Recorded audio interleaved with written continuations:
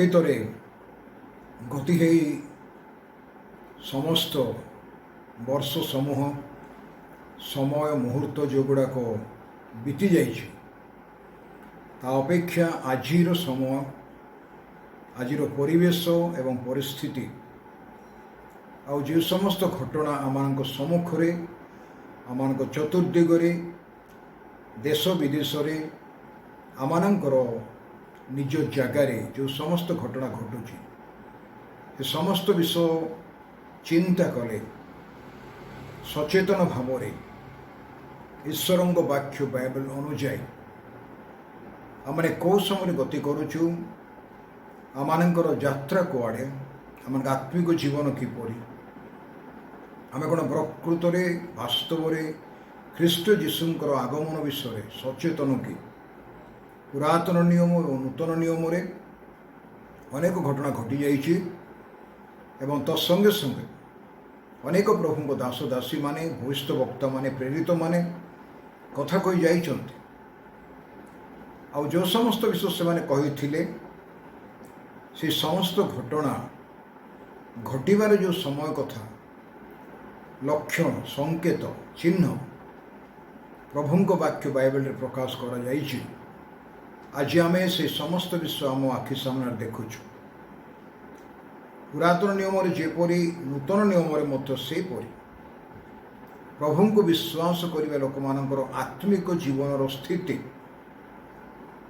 ପ୍ରଭୁଙ୍କ ପ୍ରତି ବିଶ୍ୱସ୍ତତା ପ୍ରଭୁଙ୍କର ଅନୁଗମନ କରିବା ଏବଂ ପ୍ରଭୁଙ୍କ ସହ ଚାଲିବାର ଯେଉଁ ନିଶ୍ଚିତ ବୋଧ ଏବଂ କର୍ତ୍ତବ୍ୟ କେତେ ଗୁରୁତ୍ୱ ସ୍ଥାନ ଦିଆଯାଉଛି ତାହା ବ୍ୟକ୍ତି ବିଶେଷରେ ଆପଣ ଆଉ ମୁଁ ଏବଂ ସମୁଦାୟ ଖ୍ରୀଷ୍ଟ ମଣ୍ଡଳୀ ବୁଝିବାର ଆବଶ୍ୟକ ରହିଛି ଈଶ୍ୱରଙ୍କ ବାକ୍ୟ ବାଇବେଲ ଗଠନମୂଳକ କଥା କୁହେ ମନୁଷ୍ୟର ମଙ୍ଗଳ ଆତ୍ମାର ପରିତ୍ରାଣ ସମ୍ବନ୍ଧରେ ହିଁ କଥା କୁହେ ଆତ୍ମାର ପରିତ୍ରାଣ ସମ୍ବନ୍ଧ ପାପ କ୍ଷମା ଅନନ୍ତ ରାଜ୍ୟରେ ପ୍ରବେଶ କରିବା ଯୀଶୁଖ୍ରୀଷ୍ଟଙ୍କୁ ବ୍ୟକ୍ତିଗତ ତ୍ରାଣକର୍ତ୍ତା ବୋଲି ବିଶ୍ୱାସ କରି ଗ୍ରହଣ କରିବା ଦ୍ୱାରା ଜଣେ ଈଶ୍ୱରଙ୍କର ସନ୍ତାନ ହୋଇପାରେ ଏବଂ ଈଶ୍ୱରଙ୍କ ରାଜ୍ୟରେ ତାଙ୍କ ପରିବାରଭୁକ୍ତ ହୋଇପାରେ ଏହି ଏସୁରେନ୍ସ ଏହି ନିଶ୍ଚିତ ବୋଧ ପ୍ରଭୁଙ୍କ ବାକ୍ୟ ବାଇବେଲରେ ଦିଆଯାଇଛି ତାଠୁ ଅଧିକ ଅନ୍ୟ କୌଣସି ବିଷୟ ବାଇବେଲ କୁହେ ନାହିଁ ଯୀଶୁଙ୍କ ସହିତ ଜଣେ ମନୁଷ୍ୟର ଜଣେ ବ୍ୟକ୍ତିର ସମ୍ପର୍କ ବିଷୟରେ କେବଳ ବାଇବେଲ କୁହେ କାହିଁକି ବିଶ୍ୱାସୀମାନେ ଅନେକ ସମୟରେ ପଛକୁ ଫେରି ଯାଆନ୍ତି ସମସ୍ୟା ଆସିଲେ କାହିଁକି ପଛ ଘୁଞ୍ଚା ଦିଅନ୍ତି କାହିଁକି ବିଶ୍ୱାସରୁ ଓହରି ଯାଆନ୍ତି ଈଶ୍ୱରଙ୍କ ବାକ୍ୟ ଜୀବନ୍ତ କାର୍ଯ୍ୟ ସାଧକ ହେଲେ ସୁଦ୍ଧା ସ୍ୱର୍ଗରେ ଅନନ୍ତକାଳ ସ୍ଥାପିତ ହୋଇଥିଲେ ସୁଦ୍ଧା ସେହି ଜୀବନ୍ତ ସତ୍ୟ ବାକ୍ୟକୁ ଗ୍ରହଣ କରିବା ବା ବିଶ୍ୱାସ କରିବା ସମ୍ପୂର୍ଣ୍ଣ ଭାବରେ ଏ ବିଷୟ କାହିଁକି ଏକ ବିଶ୍ୱାସୀ ଜୀବନରେ ଦୃଢ଼ତାର ସହିତ ଘଟେ ନାହିଁ ଗୀତ ସଂହିତା ପ୍ରଭୁଙ୍କର ବାକ୍ୟ ଗୀତ ସଂହିତାରେ 78 ପର୍ବର 37 ପଦରୁ ଗୋଟିଏ କଥା ଲେଖାଯାଇଛି 39 ପଦ ପର୍ଯ୍ୟନ୍ତ କାରଣ ସେମାନଙ୍କର ଅନ୍ତଃକରଣ ତାହାଙ୍କ ପ୍ରତି ସ୍ଥିର ନଥିଲା ଇସ୍ରାଏଲ ଜାତି କଥା ସେ କହୁଛନ୍ତି ଏବଂ ଆଜିର ମଧ୍ୟ ନୂତନ ନିୟମ ଯୁଗରେ ବିଶ୍ୱାସୀମାନଙ୍କର ଅନ୍ତର ପ୍ରଭୁଙ୍କ ପ୍ରତି ସ୍ଥିରତାରେ ଅଛି କି ଆପଣଙ୍କର ଅନ୍ତର ମୋର ଅନ୍ତର ପ୍ରଭୁଙ୍କ ପ୍ରତି ସ୍ଥିର ହୋଇକି ରହିଛି କି ଅନ୍ୟ ଭାଷାରେ କହିବାକୁ ଗଲେ ଭରସା ଯୁକ୍ତ କି ପ୍ରଭୁଙ୍କ ଉପରେ ଆମମାନଙ୍କର ବିଶ୍ୱାସ ଏବଂ ଭରସା ରହିଛି କି ସେମାନଙ୍କ ଅନ୍ତଃକରଣ ମୁଁ ବାହ୍ୟ ଢଙ୍ଗଢାଙ୍ଗ ଧର୍ମକର୍ମ ପରମ୍ପରା ରୀତିରିବାଜ ଟ୍ରେଡିସନ୍ କଥା କହୁନି ସେ କଥା ବାଇବେଲ ପ୍ରକାଶ କରୁନି ପ୍ରଭୁଙ୍କ ପ୍ରତି ହୃଦୟ ଅନ୍ତଃକରଣରେ ସ୍ଥିରତା କ'ଣ ସେଇଟା ବିଶ୍ୱାସର ସ୍ଥିରତା ତାଙ୍କୁ ବିଶ୍ୱାସ କରିବାରେ ମନ ଭିତରେ ଗୋଟେ ସ୍ଥିରତା ତାଙ୍କୁ ପ୍ରେମ କରିବାରେ ତାଙ୍କ ପଛରେ ଅନୁଗମନ କରିବାରେ ତାଙ୍କୁ ଶ୍ରଦ୍ଧା କରିବାରେ ତାଙ୍କୁ ସ୍ନେହ କରିବାରେ ସମସ୍ତ ପରିସ୍ଥିତିରେ ତାଙ୍କର ଅନୁଗମନ କରିବାରେ ଏବଂ ସମସ୍ତ ପରିସ୍ଥିତିରେ ତାଙ୍କ ସହିତ ଚାଲିବାରେ ଯେଉଁ ପ୍ରଭୁଙ୍କର ଆହ୍ୱାନ ରହିଛି ସେଇ ପ୍ରତି ଆପଣ ଆଉ ମୁଁ ବିଶ୍ୱସ୍ତ ଅଛୁ କି? ଅନ୍ୟ କେତେ କାର୍ଯ୍ୟକ୍ରମ ଆମେ କରୁଛୁ ମଣ୍ଡଳୀରେ, ଅନୁଷ୍ଠାନମାନଙ୍କରେ, ଖ୍ରୀଷ୍ଟିଆନ ସଂସ୍ଥାରେ, ଅନୁଷ୍ଠାନମାନଙ୍କରେ ବା ପାରିବାରିକ ଜୀବନରେ, ବା ଆମେ କେତେ ଇନଭଲ୍ଭ ଅଛୁ ସେବା କାର୍ଯ୍ୟରେ, ଯାହାକୁ ମିନିଷ୍ଟ୍ରି ବୋଲି କୁହାଯାଏ। ସେଇଟା ବଡ଼ ବିଷୟ ନୁହେଁ। ଆପଣଙ୍କର ମୋର ବ୍ୟକ୍ତିଗତ ଜୀବନରେ ପ୍ରଭୁଙ୍କ ପ୍ରତି ଆମମାନଙ୍କର ଶ୍ରଦ୍ଧା, ସ୍ନେହ, ପ୍ରେମ, ଭକ୍ତି, ଭୟ ଏବଂ ସମ୍ପର୍କ ଅନ୍ତର ସହିତ ସ୍ଥିରୀକୃତ ହୋଇକି ରହିଛି କି? ସେଇଟା ହେଉଛି ପ୍ରଶ୍ନ। ଆଉ ସେଇଠି ଲେଖୁଛନ୍ତି, କାରଣ କିଓବା ସେମାନେ ତାଙ୍କ ନିୟମରେ ବିଶ୍ୱସ୍ତ ନଥିଲେ। ଯଦି ବା ସେମାନେ ନିୟମ ପାଇଥିଲେ, ସେମାନେ 10 ଆଜ୍ଞା ପାଇଥିଲେ, ମୋଶଙ୍କର ବ୍ୟବସ୍ଥା ଥିଲା ତାଙ୍କ ପାଖରେ, ପ୍ରଭୁଙ୍କର ଭବିଷ୍ୟବକ୍ତାମାନେ କଥା କହିଥିଲେ, ଆଶ୍ଚର୍ଯ୍ୟ କର୍ମ ଲକ୍ଷଣ ଦେଖିଥିଲେ, ପରମେଶ୍ୱରଙ୍କ ରବ ମଧ୍ୟ ସେମାନେ ଶୁଣିଥିଲେ। ସେଇ ପାହାଡ଼ରେ ଯେଉଁଠି ମୋଶା ପ୍ରଭୁଙ୍କ ସହିତ କଥାବାର୍ତ୍ତା କରୁଥିଲେ 40 ଦିନ 40 ରାତ୍ର, ସେଥିରେ ପ୍ରଭୁଙ୍କ ରବ ମଧ୍ୟ ଶୁଣିଥିଲେ। ତଥାପି ସେମାନଙ୍କର ଅନ୍ତଃକରଣ, ସେମାନଙ୍କର ହୃଦୟ, ସେମାନଙ୍କ ମନ, ଅନ୍ତର, ଆତ୍ମା ପ୍ରଭୁଙ୍କ ପ୍ରତି ବିଶ୍ୱସ୍ତ ନଥିଲା। ସାମୟିକ ଭାବରେ ଭୟ କରୁଥିଲେ, ସାମୟିକ ଭାବରେ ଭକ୍ତି କରୁଥିଲେ, ସେବା, ଆରାଧନା, ଉପାସନା, ପୂଜା କରୁଥିଲେ। ପର ମୁହୂର୍ତ୍ତରେ କିଛି ଗୋଟେ ଘଟଣା ଘଟିଲେ କି କୌଣସି ଅଭିଳାଷରେ ପଡ଼ିଲେ ସାଙ୍ଗେ ସାଙ୍ଗେ ସେମାନେ ପ୍ରଭୁଙ୍କୁ ପରିତ୍ୟାଗ କରିକି ଅନ୍ୟାନ୍ୟ ସେବାରେ ମଧ୍ୟ ସେମାନେ ଲିପ୍ତ ରହୁଥିଲେ। ଆଜିର ମଣ୍ଡଳୀ ମଧ୍ୟ କାର୍ଯ୍ୟକ୍ରମ ବିଭିନ୍ନ ବିଷୟରେ ଏତେ ଦୂର ସେ ଭାରାକ୍ରାନ୍ତ ହେଇଯାଇଛି ଯେ ପ୍ରଭୁଙ୍କ ପ୍ରତି ଯେଉଁ ଆସ୍ଥା, ପ୍ରେମ, ସମ୍ପର୍କ, ଭକ୍ତି ଆଉ ଭୟରେ ବିଶ୍ୱାସୀମାନେ ମଣ୍ଡଳୀ ସହିତ, ପରିବାର ସହିତ ବଞ୍ଚିବା ପାଇଁ ଯେଉଁ ଗୁରୁତ୍ୱପୂର୍ଣ୍ଣ ଦାୟିତ୍ୱ ପ୍ରଭୁ ବିଶ୍ୱାସୀମାନଙ୍କୁ ଦେଇଛନ୍ତି, ମଣ୍ଡଳୀକୁ ଦେଇଛନ୍ତି, ଶିକ୍ଷା ମାଧ୍ୟମରେ ତାହା ଅବହେଳା କରାଯାଉଛି। ଆଦ୍ୟ ମଣ୍ଡଳୀ ସେପରି ନଥିଲା। ଆଦ୍ୟ ମଣ୍ଡଳୀରେ 4ଟା ନିର୍ଦ୍ଦିଷ୍ଟ ବିଷୟକୁ ସେମାନେ ଗୁରୁତ୍ୱ ଦେଇଥିଲେ। ପ୍ରଭୁଙ୍କୁ ଜାଣିଲା ପରେ ବା ମନ ପରିବର୍ତ୍ତନ କଲା ପରେ ସେମାନେ 4ଟି ବିଷୟକୁ ଗୁରୁତ୍ୱ ଦେଇଥିଲେ। ପ୍ରେରିତ କ୍ରିୟା ବିବରଣୀ 2 ପର୍ବ ଯଦି ଆପଣ ମସ୍ତ ଖୋଲିବେ, ଆପଣଙ୍କ ପାଖରେ ଈଶ୍ୱରଙ୍କ ବାକ୍ୟ ବାଇବେଲ ଅଛି, ତାହେଲେ ଆପଣ ଦେଖନ୍ତୁ ଏବଂ ଏଇ ପଦଟାକୁ ଧ୍ୟାନ କରନ୍ତୁ। ପ୍ରଭୁଙ୍କ ବାକ୍ୟରେ 2 ପର୍ବରେ 42 ପଦରେ ଲେଖାଯାଇଛି। କ'ଣ ଲେଖାଯାଇଛି?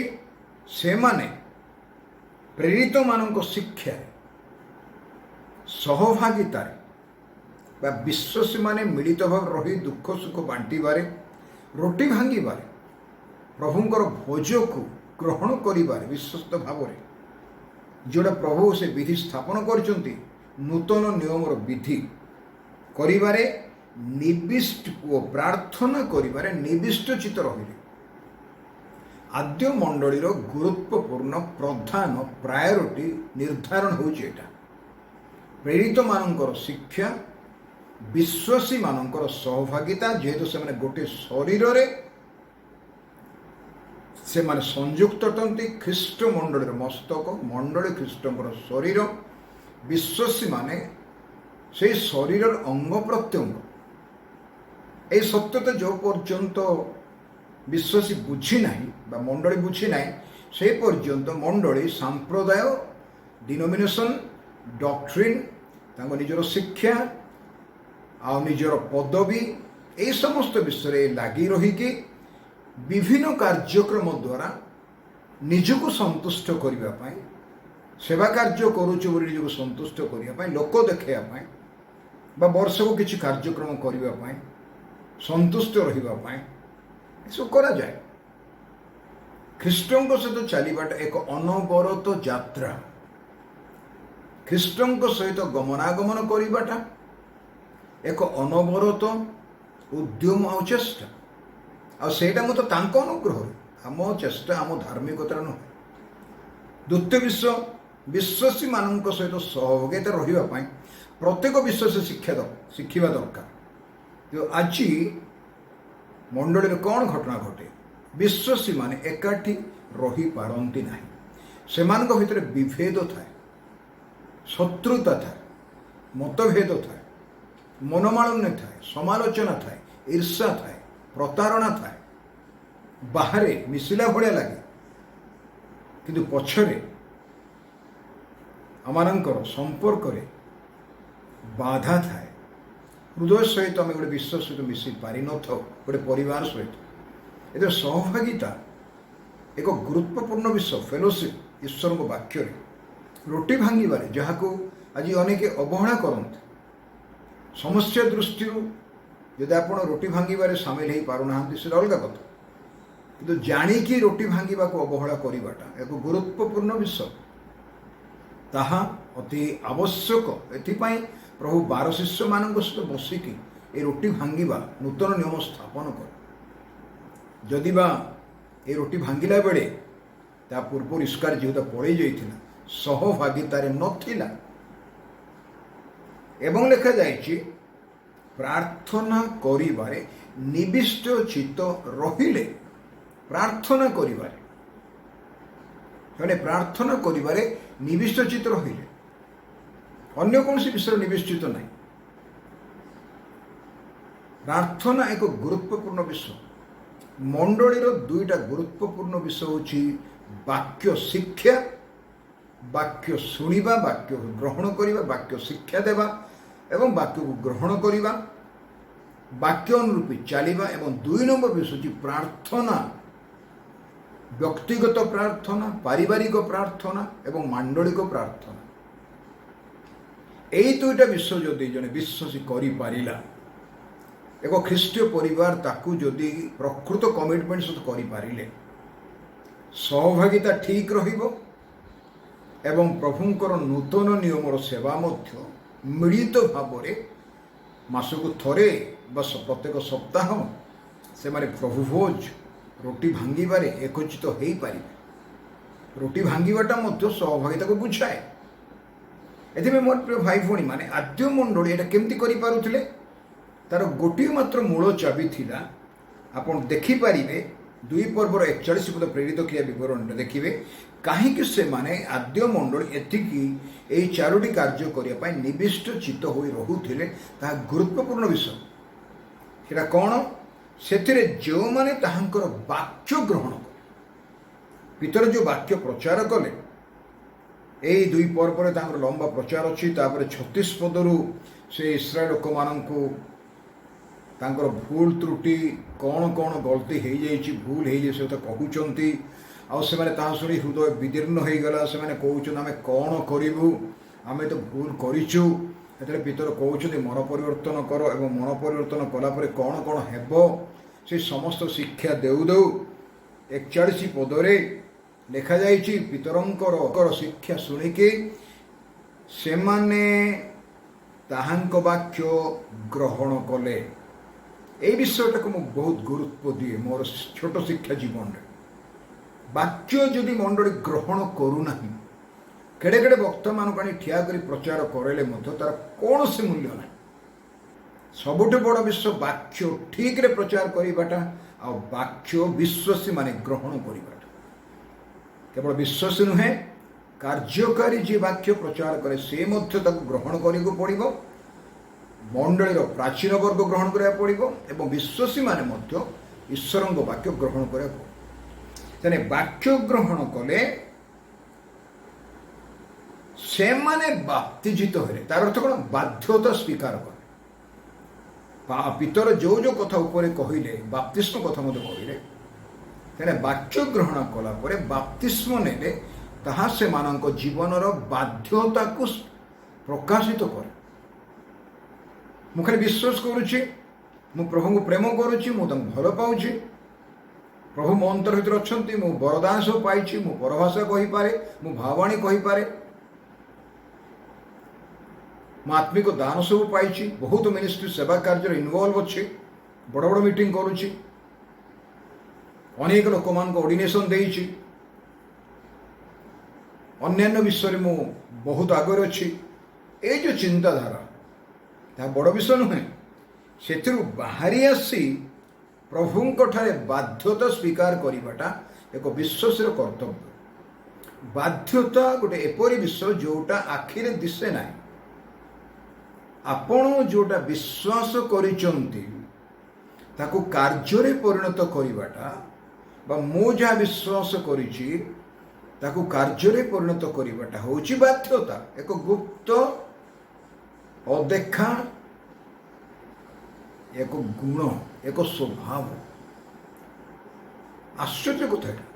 ଆଉ ଏଇ ବାଧ୍ୟତା ଖ୍ରୀଷ୍ଟଙ୍କର ସ୍ୱଭାବ। ଫିଲିପି 2ରେ ଲେଖାଯାଇଛି, ଆପଣ ଜାଣିଛନ୍ତି ସେ ଈଶ୍ୱର ହେଲେ ମଧ୍ୟ ଈଶ୍ୱର ହୋଇ ଧରି ରଖିବାର ବିଷୟ ମନେ କଲେ ନାହିଁ। ଆଜି ଅନେକ ପ୍ରଶ୍ନ ଆସୁଛି ସୋସିଆଲ ମିଡ଼ିଆରେ ଯେ ଯୀଶୁ ଖ୍ରୀଷ୍ଟ କ'ଣ ଈଶ୍ୱର କି? whether Jesus is God? Yes, Jesus is God. There are 100% proof in the Bible. ଈଶ୍ୱରଙ୍କ ବାକ୍ୟରେ ଯୀଶୁ ଯେ ଈଶ୍ୱର ଅଟନ୍ତି, ରକ୍ତମାଂସଧାରୀ ମନୁଷ୍ୟ କି ଜନ୍ମ ହେଲେ ସତ କଥା, ନର ଦେହରେ ଆସିଲେ, କୁମାରୀ କନ୍ୟାଙ୍କ ଗର୍ଭ ଦେଇକି ଜନ୍ମ ହେଲେ, ପୃଥିବୀରେ ପୁତ୍ର କୁହାଯାଏ, ଏଥିପାଇଁ ତାଙ୍କୁ ଈଶ୍ୱରଙ୍କ ପୁତ୍ର କୁହାଗଲା। କିନ୍ତୁ ତାଙ୍କ ନାମ ଅନନ୍ତକାଳୀନ ପିତା।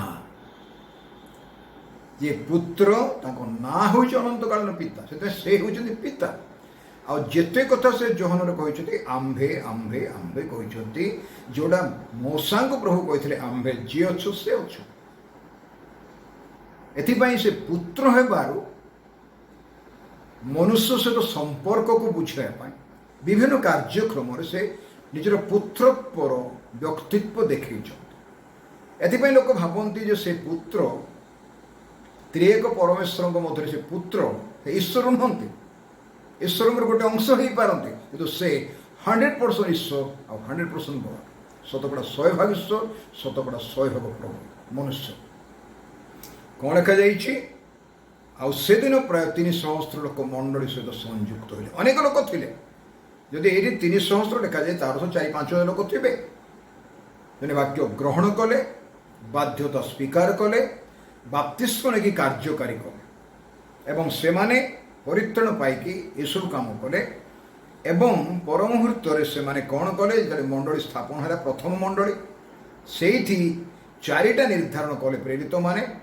ସେଇ 4ଟା ନିର୍ଦ୍ଧାରଣ କ'ଣ? ସେମାନେ ପ୍ରେରିତମାନଙ୍କ ଶିକ୍ଷାରେ, 42 ପଦ, ସହଭାଗିତାରେ, ରୋଟି ଭାଙ୍ଗିବାରେ, ପ୍ରାର୍ଥନା କରିବାରେ ନିବିଷ୍ଟ ଚିତ୍ତ ରହିଲେ।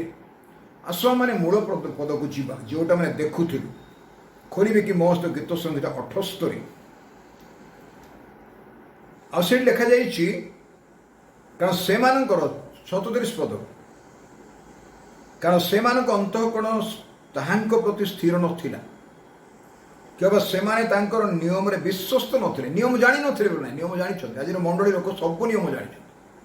ପ୍ରାଚୀନମାନେ, ପାଳକମାନେ, ପ୍ରଚାରକମାନେ, ଶିକ୍ଷକମାନେ, ଭବିଷ୍ୟତ ବକ୍ତାମାନେ, ବିଶପମାନେ, ପ୍ରେରିତମାନେ ସବୁ ଜାଣିଛନ୍ତି ନିୟମ, ପ୍ରଭୁଙ୍କର ବାକ୍ୟର ନିୟମ। କିନ୍ତୁ ସେଇ ବାକ୍ୟ ନିୟମ ମାନୁଛନ୍ତି କି? ଆମେ ମାନୁଛୁ କି? ଏବଂ ସେ ନିୟମ ପ୍ରତି ବିଶ୍ୱସ୍ତ ରହୁଛୁ କି? ରହିଛନ୍ତି କି? ରହୁଛ କି? 38 ମାତ୍ର ସେ ସ୍ନେହଶୀଳ ହେବାରୁ ସେମାନଙ୍କର ଅପରାଧ କ୍ଷମା କରି ସେମାନଙ୍କୁ ଧ୍ୱଂସ କଲେ ନାହିଁ। ପୁରାତନ ନିୟମରେ ଅନେକ ସମୟରେ ପ୍ରଭୁ କ୍ରୋଧ କରିଛନ୍ତି, ଆଉ ମୁଁ ତାଙ୍କୁ ଧ୍ୱଂସ କରିଦେବି ବୋଲି କହିଛନ୍ତି। ସେତେବେଳେ ମୂଷା ଫାଟସ୍ଥରେ ଠିଆ ହେଇକି ପ୍ରଭୁଙ୍କ କ୍ରୋଧକୁ ଅଟକେଇଛନ୍ତି। କହିଲେ, ପ୍ରଭୁ ମାଂସ ମାତ୍ର ନୁହେଁ, ମନୁଷ୍ୟ ମାତ୍ର, ଧୂଳି ମାତ୍ର ନୁହେଁ, କ୍ଷମା କର। ଯେ ତାଙ୍କୁ ହିଁ ଦଣ୍ଡ ଦେବା ପାଇଁ ଇଚ୍ଛା ଅଛି, ମୋତେ ଦଣ୍ଡ ଦିଅ ପଛେ, ତାଙ୍କୁ କ୍ଷମା କର। ଏଇଟା ମୂଷା କହିଛନ୍ତି। ସେହି ପ୍ରକାର ହୃଦୟବାନ ନେତୃତ୍ୱ ଆଜି ଅଛି ମଣ୍ଡଳୀରେ, ଯେଉଁମାନେ କି ଅନ୍ୟମାନଙ୍କ ପାଇଁ ନିଜକୁ ମଧ୍ୟ ପୃଥକ କରିବା ପାଇଁ ଚାହାନ୍ତି। ଏଠି ସେ କହୁଛନ୍ତି, ମାତ୍ର ସେ ସ୍ନେହଶୀଳ ହେବାରୁ ସେମାନଙ୍କ ଅପରାଧ କ୍ଷମା କରି ସେମାନଙ୍କୁ ଧ୍ୱଂସ କଲେ ନାହିଁ। ପୁଣି ସେ ଅନେକ ଥର ଆପଣା କ୍ରୋଧ ସମ୍ବରଣ କରି ଆପଣା କୋପ ଉତ୍ତେଜିତ କଲେ ନାହିଁ। କ୍ରୋଧ ସମ୍ବରଣ କଲେ। ପରମେଶ୍ୱର କ୍ରୋଧ କରନ୍ତି ଜାଣିଛନ୍ତି? ପରମେଶ୍ୱର ପ୍ରେମୀ ଅଟନ୍ତି। ପ୍ରଥମ ଯୋହନ ଲେଖା ହେଇଛି, ପରମେଶ୍ୱର ପ୍ରେମ ଅଟନ୍ତି। God is love, but the love is not God. ଈଶ୍ୱର ପ୍ରେମ ଅଟନ୍ତି, ପ୍ରେମ ଈଶ୍ୱର ନୁହେଁ ବା ନୁହନ୍ତି। ପ୍ରେମଟା ଗୋଟେ ଗୁଣ, ପବିତ୍ର ଆତ୍ମାଙ୍କର ଫଳ। ଈଶ୍ୱର ପ୍ରେମ ଅଟନ୍ତି, ଡାଇରେକ୍ଟ, ସିଧା। ଏଥିପାଇଁ ସେ କ'ଣ କଲେ? କ୍ରୋଧ ସମ୍ବରଣ କଲେ, କୋପ ଉତ୍ତେଜିତ କଲେ ନାହିଁ, କାହିଁକି ନା ସେ ଜାଣିଥିଲେ 39 ପଦରେ, ଆଉ ସେମାନେ ଯେ ମାଂସ ମାତ୍ର, ଆପଣ ମୁଁ ମାଂସ ମାତ୍ର। ଗୀତ ସଂହିତା 103ରେ 14 ପଦରେ ଲେଖାଯାଏ, ସେମାନେ ଯେ ଧୂଳି ମାତ୍ର ଏହା ସେ ସ୍ମରଣ କରନ୍ତି। ଆପଣ ଆଉ ମୋ ଧୂଳି ଏହା ସେ ସ୍ମରଣ କରନ୍ତି। ଧୂଳିର କୌଣସି ମୂଲ୍ୟ ନଥାଏ, ଓଜନ ନଥାଏ, କାର୍ଯ୍ୟ ନଥାଏ, ସ୍ଥିରତା ନଥାଏ। ଧୂଳି ପବନ ଆସିଲେ ଉଡ଼ି ପଡ଼େ, ଉଡ଼ିଯାଏ, ତାର ଗୋଟେ ନିର୍ଦ୍ଦିଷ୍ଟ ଜାଗା ନାହିଁ, ଅସ୍ଥିର ଜୀବନ। ଯେମିତି ଉପରେ ଲେଖା 70 ସେମାନେ ମନ ସ୍ଥିର ଥିଲା, ଅନ୍ତଃକରଣ ସ୍ଥିର ଥିଲା, ଧୂଳିଟା ଠିକ୍ ସେଇ ପ୍ରକାର। ମାଂସ ମାତ୍ର ସେମାନେ, ଧୂଳି ମାତ୍ର ମନୁଷ୍ୟ, ଅକିଞ୍ଚନ ସେମାନେ, ଦୁର୍ବଳ ସେମାନଙ୍କର। ଆଉ ସେମାନେ କ'ଣ କଲେ? ସେମାନେ ମାଂସ ମାତ୍ର ଓ ବହିଯାଇ ଫେରି ନ ଆସିବା ବାୟୁ ସ୍ୱରୂପ ଏହା ସେ ସ୍ମରଣ କଲେ। ଯେଉଁ ବାୟୁଟା ବହିଯାଏ, ଫେରେ ନାହିଁ, କୁଆଡ଼େ କି କୁଆଡ଼େ ବହିଯାଏ, ମନୁଷ୍ୟର ଜୀବନ ଠିକ୍ ସେମିତି ଅଟେ। ଆଜି ଆମର ବ୍ୟକ୍ତିଗତ ଜୀବନର ବିଶ୍ୱାସକୁ ଆମେ ଦେଖିବା କି ମୁଁ ସ୍ଥିର ନା ଅସ୍ଥିର? ମୁଁ ଦୁଇଟା ଡଙ୍ଗାରେ ପାଦ ଦେଇଛି କି? ମୁଁ ଦୁଇଟା ମୁନିବର ସେବା କରୁଛି କି? ଆଜି ପ୍ରତ୍ୟେକ ପ୍ରଭୁଙ୍କ ପ୍ରିୟ ଦାସ ଦାସୀମାନେ ଯେଉଁମାନେ ମଣ୍ଡଳୀର ସେବା କାର୍ଯ୍ୟ କରନ୍ତି, ଅନୁଷ୍ଠାନର ଭାର ନିଅନ୍ତି, ଅନେକ ଅଛନ୍ତି ଯେଉଁମାନେ ପ୍ରଭୁଙ୍କୁ ସନ୍ତୁଷ୍ଟ କଲା ଭଳିଆ ହିଁ କାର୍ଯ୍ୟ କରନ୍ତି। ଆଉ ଯଦି ଆମେ କେହି ଅଛୁ ପ୍ରଭୁଙ୍କୁ ସନ୍ତୁଷ୍ଟ ନ କରି ମଣ୍ଡଳୀକୁ, ଅନୁଷ୍ଠାନକୁ, ସଂସ୍ଥାକୁ ସନ୍ତୁଷ୍ଟ କରିବା ପାଇଁ ଏବଂ ନିଜକୁ ସନ୍ତୁଷ୍ଟ କରିବା ପାଇଁ ବା ଆତ୍ମସନ୍ତୋଷ ଲାଭ କରିବା ପାଇଁ ସେବା କାର୍ଯ୍ୟ କରୁଛୁ, ତାହେଲେ ଆମେ ଆଜି ପରିବର୍ତ୍ତନ ହେଇକି କେବଳ ପ୍ରଭୁଙ୍କର ସନ୍ତୁଷ୍ଟ କରିବା ପାଇଁ ଈଶ୍ୱରଙ୍କ ବାକ୍ୟ ପରିବେଷଣ କରିବା। ପ୍ରଭୁ ଜାଣିଲେ ଯେ ଏମାନେ ବାୟୁତୁଲ୍ୟ, ବହିଗଲା ବାୟୁତୁଲ୍ୟ, ଆଉ ସେ ବାୟୁ ଫେରିବ ନାହିଁ। ଏଥିପାଇଁ ଏଇ ବାକ୍ୟ ଆମକୁ କ'ଣ କୁହେ? ଆମମାନଙ୍କ ଜୀବନ ସଂକ୍ଷିପ୍ତ ଜୀବନ, ଘାସ ଫୁଲ ବୋଲେ ଖାଇଛି, ଅଳ୍ପ ସମୟର ଜୀବନ, ବେଗଗାମୀ ଡାକ ପରି। ମନୁଷ୍ୟର ଜୀବନର ବୟସ ଆୟୁଷ କିଛି ନାହିଁ। 60 ବର୍ଷ, 70 ବର୍ଷ, 80 ବର୍ଷ, 90 ବର୍ଷ, 100 ବର୍ଷ ବଞ୍ଚିବ, ଅଧିକ ନାହିଁ। କିନ୍ତୁ ଅନନ୍ତ କାଳ ପର୍ଯ୍ୟନ୍ତ ପ୍ରଭୁରେ ରହିବା, ଏ କଥା ଭୁଲିଯିବା ନାହିଁ। ଏଥିପାଇଁ ଆଜିର ସୀମିତ ବୟସରେ, ସୀମିତ ସମୟରେ ପ୍ରଥମେ ନିଜକୁ ଆମେ ପ୍ରସ୍ତୁତ କରିବା, ଯେପରି କେହି ରହିଯିବା ନାହିଁ, ତାଙ୍କ ରାଜ୍ୟରେ ଆମେ ପ୍ରବେଶ କରିବା। ବର୍ତ୍ତମାନ ସମୟରେ ନିଜର ଆତ୍ମର ସୁରକ୍ଷା, ନିଜର ପରୀକ୍ଷାର, ନିଜର ପରିବାରର ସୁରକ୍ଷା, ମଣ୍ଡଳୀର ସୁରକ୍ଷା, ଆତ୍ମିକ ସୁରକ୍ଷା, ପ୍ରଭୁଙ୍କ ରାଜ୍ୟରେ ପ୍ରବେଶ କରିବା ପାଇଁ, ଏଇଟା କରିବା ସଙ୍ଗେ ସଙ୍ଗେ ଅନ୍ୟ ପାଇଁ ମଧ୍ୟ ଚିନ୍ତା କରିବାର ଅତି ଗୁରୁତ୍ୱପୂର୍ଣ୍ଣ ବେଳ ଆସି ପହଞ୍ଚିଛି ମୋର ଭାଇ ଭଉଣୀମାନେ। ଏଥିପାଇଁ ଆମେ ସଜାଗ ହେବା। ଏଇଠି ଏଇ 78 ପଦରେ ଗୋଟିଏ କଥା ଲେଖାଯାଏ, ତାହା ଅତି ଗୁରୁତ୍ୱପୂର୍ଣ୍ଣ। ଆମେ କାର୍ଯ୍ୟ କରି ଆମର ବୟସ ଚାଲିଗଲେ, ଆମେ ରିଟାୟାରମେଣ୍ଟ ନେଇଗଲୁ, ଆଉ ତାପରେ ଆଉ କିଛି ଆମର କାର୍ଯ୍ୟ ନାହିଁ, ଏଇଟା ଭାବିବାଟା ଭୁଲ। 6 ପଦ ଲେଖାଯାଇଛି, ଯେମନ୍ତ ଆସନ୍ତା ପୁରୁଷ ଅର୍ଥାତ ଯେଉଁ ସନ୍ତାନଗଣ ଜାତ ହେବେ, ସେମାନେ ଜାଣିବେ ଯେ ଓ ଉଠି ଆପଣା ଆପଣା ସନ୍ତାନମାନଙ୍କୁ ତାହା ଜଣାଇବେ। ବର୍ତ୍ତମାନ ମୁଁ ଯାହା କହୁଛି ବା ଆପଣ ଯାହା କହୁଛନ୍ତି, ମଣ୍ଡଳୀରେ, ଚର୍ଚ୍ଚରେ, ପୁଲପିଟରେ, ବେଦୀରେ, ମିଟିଂରେ, ସଭା ସମିତିରେ, ଆମ କ୍ଷୁଦ୍ର ଜୀବନରେ ଯେଉଁ ଆମେ ପ୍ରଭୁଙ୍କ ଅନୁଗ୍ରହ କିଛି ସେବା କାର୍ଯ୍ୟ ପାଇଛୁ, ଈଶ୍ୱରଙ୍କ ବାକ୍ୟ ପ୍ରଚାର କରୁଛୁ, ଶିକ୍ଷା ଦେଉଛୁ, ପ୍ରାର୍ଥନା କରୁଛୁ, ମଣ୍ଡଳୀର ତତ୍ତ୍ୱ ନେଉଛୁ, ତାହା ନିଜର ସନ୍ତାନମାନଙ୍କୁ ଜଣାଇବା। ସେଇ ସନ୍ତାନମାନେ ତାଙ୍କ ସନ୍ତାନମାନଙ୍କୁ ଜଣାଇବେ। ଆଗାମୀ ପୁରୁଷ ପର୍ଯ୍ୟନ୍ତ ଯେପରି ଆମେ ଜଣାଇବା। ଅବ୍ରାହମ, ଇସାକ, ଯାକୋବ ଯେପରି 3 ପୁରୁଷ, ଆମେ ମଧ୍ୟ 3 ପୁରୁଷ, ପାରିଲେ 4 ପୁରୁଷ ପର୍ଯ୍ୟନ୍ତ ଜଣାଇବାକୁ ପ୍ରଭୁ ଆମମାନଙ୍କୁ କହୁଛନ୍ତି ବାକ୍ୟରେ। ଏବଂ ସେଇ 3 ପୁରୁଷ 4 ପୁରୁଷ ଯେଉଁମାନଙ୍କୁ ଆମେ ଜଣେଇଥିବା, ବାବା ଏଇଟା ହେଉଛି ଆମମାନଙ୍କର ପାରିବାରିକ ଏବଂ ଆମମାନଙ୍କର ବ୍ୟକ୍ତିଗତ ମାଣ୍ଡଳିକ ବିଧି ଆଉ ନୀତି, ଆଉ ଏଇଟା ମଣ୍ଡଳୀର କାର୍ଯ୍ୟ ଯେଉଁଟାକି ଆମେ କରିଆସିଛୁ, ଆଉ ତୁମେ ତାକୁ ଆଗକୁ ନେବ। ଏ କଥା ମଧ୍ୟ ଆମେ ନିଜର ପୁଅ ଝିଅମାନଙ୍କୁ ଶିକ୍ଷା ଦେବା ଦରକାର ଅଛି। ତହିଁରେ ସେମାନେ ଯେମନ୍ତ ପରମେଶ୍ୱରଙ୍କ ଠାରେ 7 ପଦ ଭରସା ରଖିପାରିବେ, ଜନ୍ମ ହେଇନାହାନ୍ତି, କିନ୍ତୁ ପ୍ରଭୁ କହୁଛନ୍ତି ତୁମେ ଯଦି ସେମାନଙ୍କୁ ସେମିତି ଶିକ୍ଷା ଦେଇକି ଆଗକୁ ବଢ଼େଇବ, ତେବେ ଯେଉଁମାନେ ଜନ୍ମ ହେବେ, ଯେଉଁମାନେ ଶିକ୍ଷା ଶୁଣିବେ, ସେମାନେ ପ୍ରଭୁ ଉପରେ ଭରସା ରଖିପାରିବେ। ଭରସା ରଖିପାରିବେ କ'ଣ? ସେ ଭରସା ରକ୍ଷା କରିପାରିବେ? ସୁସମାଚାରର ଭରସା, ପରିତ୍ରାଣର ଭରସା, ପାପକ୍ଷମାର ଭରସା, ଶୟତାନ କବଳରୁ ଉଦ୍ଧାର ପାଇବାର ଭରସା, ସ୍ୱର୍ଗ ରାଜ୍ୟକୁ ଯିବାର ଭରସା, ପବିତ୍ର ଆତ୍ମାଙ୍କୁ ପାଇବାର ଭରସା, ପବିତ୍ର ଆତ୍ମାଙ୍କର ସହାୟତାରେ ଲଢ଼ିବାର ଭରସା, ପ୍ରଭୁଙ୍କ ସହିତ ଅନନ୍ତ ରାଜ୍ୟରେ ପ୍ରବେଶ କରିବାର ଭରସା ପାରିବେ ଓ ପରମେଶ୍ୱରଙ୍କର କ୍ରିୟା ସକଳ ପାଶୋରି ନ ଯିବେ। ହେ ମୋହର ମନ ସଦା ପ୍ରଭୁଙ୍କର ଧନ୍ୟବାଦ କର। ହେ ମୋହର ଅନ୍ତରସ୍ଥ ସମସ୍ତ ତାହାଙ୍କ ପବିତ୍ର ନାମର ଧନ୍ୟବାଦ କର। ହେ ମୋହର ମନ ସଦା ପ୍ରଭୁଙ୍କର ଧନ୍ୟବାଦ କର। ତାଙ୍କର କ୍ରିୟା ସକଳ ଆମେ ପାଶୋରିବା ନାହିଁ। ମୋ ଜୀବନରେ ବହୁତ କିଛି ତାଙ୍କର ଅଦ୍ଭୁତ କ୍ରିୟା ମୁଁ ଦେଖିଛି କ୍ଷୁଦ୍ର ଜୀବନରେ। ଆପଣଙ୍କର ମଧ୍ୟ ଅନେକ ସାକ୍ଷ୍ୟ ରହିଛି, ଅନେକ କ୍ରିୟା ଦେଖିଛନ୍ତି। ତାକୁ ଭୁଲିଯିବା ନାହିଁ, ତାକୁ ମନେ ପକାଇ ପ୍ରଭୁଙ୍କୁ ଧନ୍ୟବାଦ କରିବା ଏବଂ ତାକୁ ମନେ ପକାଇ ଆମର ବାପା, ଆମର ପୁଅ ଝିଅମାନଙ୍କୁ ଶିକ୍ଷା ଦେବା, ଯେପରି ସେମାନେ ତାଙ୍କ ପୁଅ ଝିଅମାନଙ୍କୁ ଶିକ୍ଷା ଦେବେ। ମାତ୍ର ତାଙ୍କ ଆଜ୍ଞା ସବୁ ପାଳନ କରିବେ। ମୋର ପ୍ରିୟ ଭାଇ ଭଉଣୀମାନେ, ଏଥିପାଇଁ ଏଇଟା ଏତେ ଗୁରୁତ୍ୱପୂର୍ଣ୍ଣ ଯେ ପ୍ରଭୁଙ୍କର କାର୍ଯ୍ୟରେ ଆଗକୁ ବଢ଼ିବା ନିମନ୍ତେ ଆମକୁ ସୁସ୍ଥିର ଚିତ୍ତ ଦରକାର।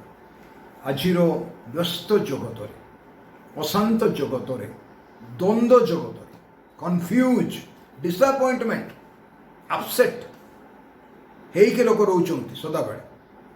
ଅନନେସେସରି ଅନସିନ୍ ପ୍ରେସର, ଚାପ ଆମ ଉପରେ ପଡ଼ୁଛି। ଭୟ, କାଳେ କ'ଣ ହେଇଯିବ ପରା, ଆମକୁ ଗ୍ରାସ କରୁଛି। ଏ ସମସ୍ତ ଭିତରେ ମୋର ପ୍ରିୟ ଭାଇ ଭଉଣୀମାନେ, ଏକ ଭରସାଯୁକ୍ତ ବାକ୍ୟ ମୁଁ ପଢ଼ିବା ପାଇଁ ଚାହୁଁଛି। ସେଇ ଯିଶାୟଙ୍କ ବିବରଣୀ ଆପଣ ଯଦି ଯିବେ 54 ପର୍ବକୁ, ଦୀର୍ଘ ବର୍ଷ ହେଲା ମୁଁ ତାହା ପଢ଼ୁଛି, ଆଉ ଆଜିକାଲି ମୋତେ ବହୁତ ସମସ୍ୟା ହେଲା ତାହା ପଢ଼ୁଛି।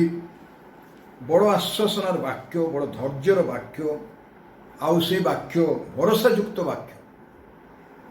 13 ପଦ, 14 ପଦ, 15 ପଦ ଏବଂ 17 ପଦ, ଯିଶାୟ 54 ପର୍ବ। ଏଇଟା ଆପଣଙ୍କ ପାଇଁ, ମୋ ପାଇଁ, ମଣ୍ଡଳୀ ପାଇଁ ଭରସାଯୁକ୍ତ ବାକ୍ୟ। ଆସୁ ଆମେ ତାକୁ ବିଶ୍ୱାସ କରି ତାକୁ ଆମେ ଗ୍ରହଣ କରିବା। କ'ଣ ଲେଖା ହେଇଛି? ତୁମର ସନ୍ତାନଗଣ ସମସ୍ତେ ସଦା ପ୍ରଭୁଙ୍କ ଦ୍ୱାରା ଶିକ୍ଷିତ ହେବେ ଓ ତୁମର ସନ୍ତାନଗଣର ମହାଶାନ୍ତି ହେବ। ତୁମେ ଧାର୍ମିକତାରେ ସ୍ଥିରୀକୃତ ହେବ। ତୁମେ ଉପଦ୍ରବ ଠାରୁ ଦୂରରେ ରହିବ, କାରଣ ତୁମେ ଭୀତ ନହିବ। ପୁଣି ତ୍ରାସ ଠାରୁ ଦୂରରେ ରହିବ, କାରଣ ତାହା ତୁମ ନିକଟକୁ ଆସିବ ନାହିଁ। ପ୍ରଭୁ କହିଛନ୍ତି ନାହିଁ, ଆଉ ତାହା ନାହିଁ। 15 ପଦ, ଦେଖ ଲୋକମାନେ ଏକମଳି ହୋଇପାରନ୍ତି। ଆମେ ଦେଖୁଛୁ ବର୍ତ୍ତମାନ ବିଭିନ୍ନ ଜାଗାରେ, ସ୍ଥାନେ ସ୍ଥାନେ, ଛୋଟ ଛୋଟ କଥାରେ ଲୋକମାନେ ଏକମଳି ଏକଜୁଟ ହେଇଯାଆନ୍ତି। ଗଣ୍ଡଗୋଳ ହେଇଯାଏ, ବାଡ଼ିଆ ପିଟା ହେଇଯାଏ, ଅନ୍ୟାୟକୁ ସପୋର୍ଟ କରନ୍ତି ଲୋକ, ଅନ୍ୟାୟ କରିବାକୁ ବାହାରି ପଡ଼ନ୍ତି। ଯଦି କିଏ ଅନ୍ୟାୟ କଲେ ତାକୁ ମଧ୍ୟ ସପୋର୍ଟ କରନ୍ତି। ନ୍ୟାୟ ପାଇଁ ବହୁତ କମ୍ ଲୋକମାନେ ଠିଆ ହୁଅନ୍ତି। ମନ୍ଦତା ଘଟେ ଲୋକ ଖୁସି ହୁଅନ୍ତି, କିଏ ବିପଦରେ ପଡ଼ିଲେ ଲୋକମାନେ ଆନନ୍ଦ କରନ୍ତି। ଲୋକମାନେ ଏକମଳି ହୋଇପାରନ୍ତି, କିନ୍ତୁ ପ୍ରଭୁ କହୁଛନ୍ତି ଆମ୍ଭ ଦ୍ୱାରା ନୁହେଁ, ମୁଁ ସେମାନଙ୍କୁ ଏକମଳ କରୁନାହିଁ। ସେମାନେ ଆପେ ଆପେ ନିଜେ ନିଜେ ଏକମଳ ହେଇଯାଉଛନ୍ତି, ୟୁନିଟ୍ ହେଇଯାଉଛନ୍ତି, ଭଲ କାମ କରିବା ପାଇଁ ନାହିଁ, ମନ୍ଦ କାମ କରିବା ପାଇଁ। ଆଉ ସେ କହୁଛନ୍ତି କ'ଣ ବୋଲିକି, ଯେ କେହି ତୁମ ବିପକ୍ଷରେ ଏକମଳି ହୁଏ। ବିଶ୍ୱାସୀ ଯେ ତୁମେ ଆଉ ମୁଁ ଆଉ ମଣ୍ଡଳୀ, ପ୍ରଭୁଙ୍କ ଲୋକମାନେ, ପ୍ରଭୁଙ୍କ ନାମରେ ବିଶ୍ୱାସ କରି, ରକ୍ତରେ ବିଶ୍ୱାସ କରି ଧାର୍ମିକ ଲୋକମାନେ, ଯିଏକି ତୁମ ବିପକ୍ଷରେ ଏକମଳି ହୁଏ। ଅନ୍ୟ ଅର୍ଥରେ କହିବାକୁ ଗଲେ, ସରଳ ଭାଷାରେ, ବିନା କାରଣରେ ଏକମଳି ହୁଏ। ତୁମ ବିରୁଦ୍ଧରେ, ମୋ ବିରୁଦ୍ଧରେ ଅନେକ ଲୋକ ଥିବେ ଯେଉଁମାନେ ବିନା କାରଣରେ ଶତ୍ରୁତା କରୁଥିବେ। ଆପଣ ତାଙ୍କୁ ଶତ୍ରୁ ଭାବୁନଥିବେ, ସେମାନେ ଶତ୍ରୁ ବୋଲି ଭାବୁଥିବେ। ବିନା କାରଣରେ ଏକମଳି ହୁଅନ୍ତି, କାରଣ ତାହା ଏକମଳି ହୁଏ, ସେ ତୁମ ହେତୁ ପତିତ ହେବ। ଏଇଟା ପ୍ରଭୁଙ୍କ ବାକ୍ୟ। ତୁମ ହେତୁ ସେ ପତିତ ହେବ। ଯେ ତୁମ ବିରୁଦ୍ଧରେ ଏକମଳି ହେବ ବା ହୁଏ, ସେ ତୁମ ହେତୁ ପତିତ। ପ୍ରଭୁ କ'ଣ କରେ?